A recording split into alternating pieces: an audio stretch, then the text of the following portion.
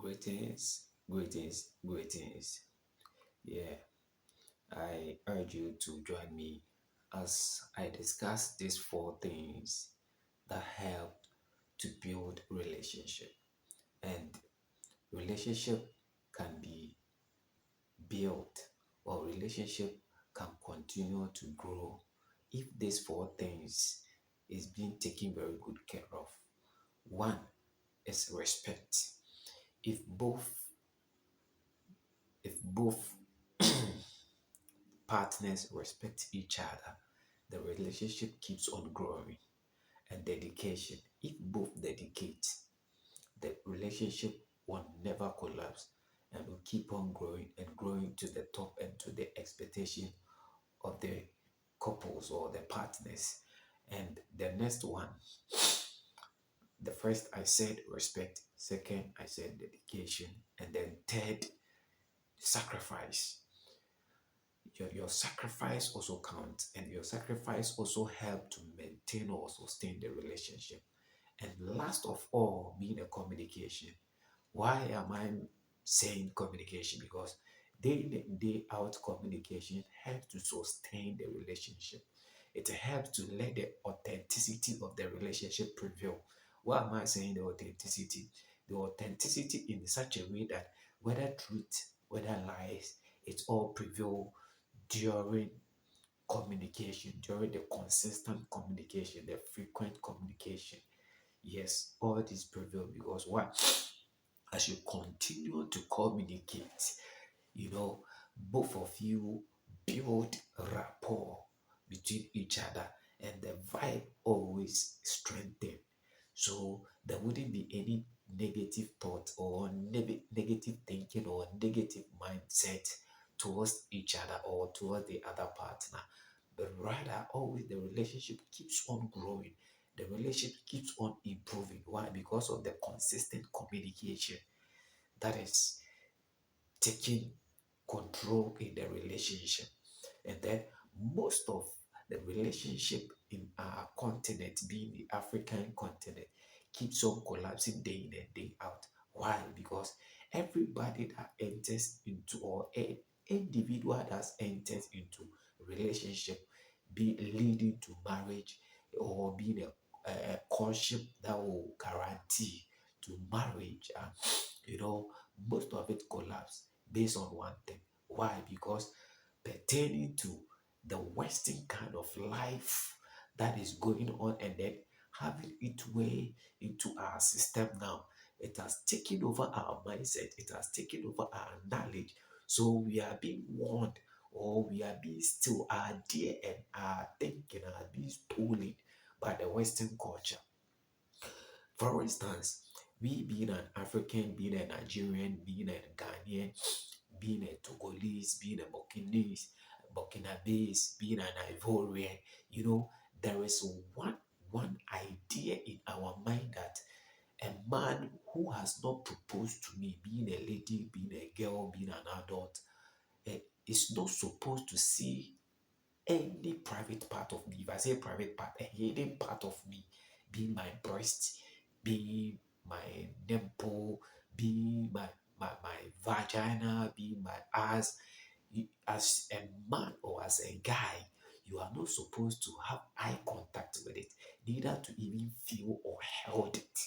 The moment that thing happened, the girl or the lady will try to be in a relationship with you. Why? Because it is private. You have seen her privacy. That thing is to be kept or is to be hide from you. And you have managed or by coincidence you have seen this, then that person will try to go out with you. That person will manage to go out with you. But if you focus or if you take a view or illustrate of the Western culture, they don't mind wearing a bikini, walking outside because that is how they feel and they see it to be normal. But within our culture here in Africa, such kind of thing is not normal here. Such kind of lifestyle is not normal here. So, based on migration, based on traveling, based on economic hardship, that most of our people traveled outside to learn the Western culture has led to the, the, the, the, the, the, the, the deformity of our culture right now. So, right now, our relationship or the relationship is collapsing culture, based on culture value, because we do not value our culture, we don't respect our culture, we do not hold our culture in high esteem, and based on that, most of our marriages are collapsing. Most of our children are becoming neglected children, and most of our mothers are becoming single mothers, and most of our parents are becoming single parents. Why? Because we have we have get hold, we have welcomed the Western culture to take over us. So please, we have a lot to do. We have a lot to learn. We have a lot to teach the young ones, the upcoming ones. Why? Because when I was in uni, I schooled at UDS. When I was in uni, there was a time that I went to town to buy foodstuffs. And then from the woman that I was buying yam from, rather unfortunate, my hand held the shoulder of the woman. And one woman just hit me with a blow and asked me to take off my hand. And I asked why. And she said, "You have no right to put your hand on her shoulder. If not, and the husband catch you, you'll be sermoned with a guinea fowl. You'll be sermoned with a guinea fowl. You'll be called at the chief palace and ask the reason why. And ask the reason why." So I pleaded at that very moment for not knowing, for not knowing. So I pleaded and then went back and learned their culture very well, so that such incidents will not repeat itself. But right now, you will hear stories, you will see things, you will see videos, you will see so many acts and attitude at this same particular place that I schooled at this same particular place that I went, and rather unfortunately, unknowingly, I just placed my hand on the shoulder of a woman and I was being knocked or I was being hit just to take it off. That you will see young ladies, young boys putting up an unlawful act which is against their culture. Which is against their culture. So, how then do we have good children? How then do they raise good children in such areas? So, it is left unto us to portray such character, such behavior to them. So, beloved, if not, the number of single parenting keeps on increasing day in and day out. The number of single parenting keeps on increasing day in and day out. Looking at the population that we have right now in Ghana, and looking at the number of people that are single parents, and looking at the parents that are taking care of their wards by their own, the number is unbearable. The number is unbearable. For the government, he is trying all his maximum best to reduce it, but it's left unto we, the citizens, to play our role very well. So I will plead that we go back to our culture. We go back to our culture.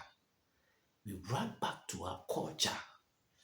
And we are being so naive of neglecting our culture. Now, and I remember in the year 2007, this kind of lifestyle and dancing came like twerking. You know, when you enter into both secondary school and JHS, all the children will be twerking. Right now, if you walk to the internet and the kind of act, the kind of behavior that the students are putting up is shameful and is disgraceful. To even to the extent that these children will be acting blue film in classrooms and in bushes, not thinking of the consequences, not minding the consequences that will come after them. I once was watching an interview, and then one porn star was confessing, and the humiliation, the rejection, the trauma that she is in right now. So she is thinking of migrating from where she is. What you are doing today, you not knowing the consequences that will come to you in the nearby future. You might think you are enjoying yourself. You might think you are really enjoying the life. You might think you are having fun, but you are hurting your own self. For them, they are ignorant. But for us, we the grown up, if we fail to lecture them, if we fail to teach them, if we fail to direct them, how then would they be able to know? How then would they be able to come back to their senses? Unless you and I teach them, unless you and I guide them, unless you and I direct them so that they will know their ways and how to go by things. These days, you could see young boys and girls entering into secondary school at the age of 13, 14, 12. It is not surprising, it is good, for their academic performance allows them. But the kind of character, the kind of attitude, the kind of behavior that they go out there and pick is so much. It's very, very, very, very bad. It's very, very, very, very bad.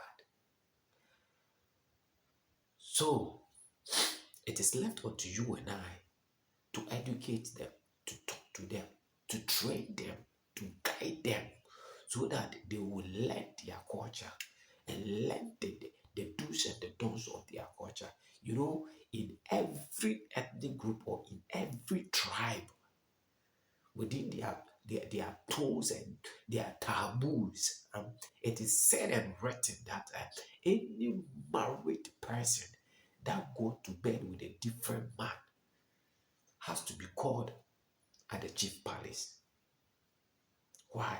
Because it is forbidden and it is taboo. And any person that goes out to sleep in the farm, that person has to do what? Be reported at the chief palace, so that there will be a rituals to perform to purify the town and the farm. It's a taboo. But now, as I talk to you, as I say to you right now, there are young girls and boys that are having sex in the farm, outside, not knowing the consequences, not thinking about the consequences that will come. Ignorantly having sex outside, not thinking about the consequences that will come to them. So if such acts keeps on increasing so rapidly and growing, I ask myself, so who is at fault? Is it our chiefs that are at fault? Is it our queen mothers that are at fault? Is it our parents that are at fault? Is it our committee members that are at fault? So I keep on asking myself, who are those responsible for this? Who is at fault? I will not be able to answer. But in the comment, you will be able to tell me the one that is at fault. So comment and let me know who is at fault. And suggest, how then do we solve this? I go by the name Apostle Frank Kwabnaji. Share the link and make sure it gets to other people. See you same time tomorrow. Bye bye.